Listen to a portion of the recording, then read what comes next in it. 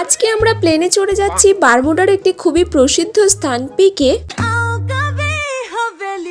এখানে তো আমি নিজের টিমমেটকেই এনিমি ভেবে মারতে যাচ্ছিলাম, তারপর আমি খুঁজে পেয়ে যাই আমার ব্রহ্মাস্ত্র। এবার আয় তো দেখি কে মারবি আমাকে। হাতে ভেক্টর আছে বলে খুব হিরোগিরি দেখাচ্ছিস না।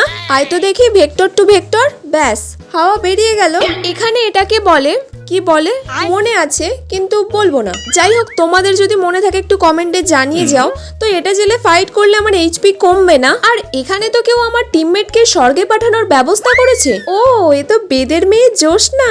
বেশি লাফাও নিশো না, তোমাকে খাইয়ে দেবো রসনা। ফাইট তো এখানে এখনো চলছিল, কিন্তু ফাইট চলবে অথচ আমি ঢুকবো না, সেটা তো চলবে না। আরে তো 11 এইচপি তে আমি বেঁচে আছি, কেউ একটা জোরে টুস্কি মারলে আমি মরে যাব। কিন্তু আমার সাহস দেখেছো তোমরা?